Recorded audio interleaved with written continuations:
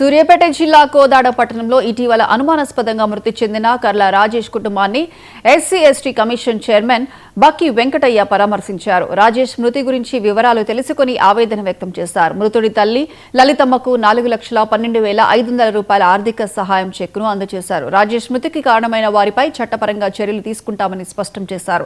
బాధితుడి మృతిపై పూర్తి నివేదిక అందించాలని కలెక్టర్ ఎస్పీకి ఆదేశించారు. బాధిత కుటుంబానికి అన్ని విధాల అండగా ఉంటామని చైర్మన్ హామీ ఇచ్చారు. కళ్ళ రాజేష్ చనిపోవడం చాలా బాధాకరం, చాలా దారుణం.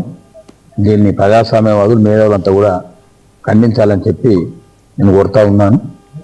మరి కళ్ళ రాజేష్ కుటుంబానికి మరి ప్రభుత్వ పరంగా ఏదైతే రావాలనో అవన్నీ కూడా పరిహారం ఇప్పిస్తాం. మరి ఇది ఇంతకుముందే సిఐ గారిని సస్పెండ్ చేసినట్టు మా దృష్టికి వచ్చింది. దీని విషయంలో నేను ఐజీ గారితో కూడా మాట్లాడినా, ఎస్పీ గారితో కూడా మాట్లాడినా. సమగ్రమైన దర్యాప్తు జరిపి రాజేష్ ఎవరు కొట్టిండ్రు, ఏం జరిగింది, దానిలో పాల్గొన్నటువంటి కానిస్టేబుల్ వాళ్ళు, ఎస్ఐ వాళ్ళు, మన హెడ్ కానిస్టేబుల్ వాళ్ళు, ఎవరు సిబ్బంది, పోలీసు సిబ్బంది ఎవరైతున్నారో వాళ్ళందరూ కూడా చట్టపరమైన చర్యలు తీసుకోవాలని చెప్పి కూడా నేను ఎస్పీ గారిని ఆదేశిస్తా ఉన్నా. సమగ్రమైన దర్యాప్తు జరిపి మరి కలెక్టర్ గారు దీన్ని నాకు వారం రోజుల లోపల సమగ్రమైన దర్యాప్తు ఒక రిపోర్ట్ ఇవ్వమని కూడా ఎస్పీ గారిని, కలెక్టర్ గారిని నేను డైరెక్షన్ ఇస్తా ఉన్నా.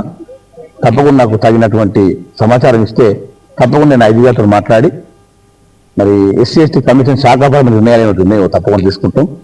మన కుటుంబాన్ని చూస్తుంటే నిజంగా లలితను చూస్తూ ఉంటే మాకు జాలి ఇస్తూ ఉన్నది. పాపం ఆమెకు చనిపోతే, సాగు చచ్చిపోతే మాకు చివరికి ఏం పెడతారు, నోట్లో పెడదామంటే గుండు ఊడలేదు మెడల, చూస్తామంటే రేకులో వెళ్ళి పాపం.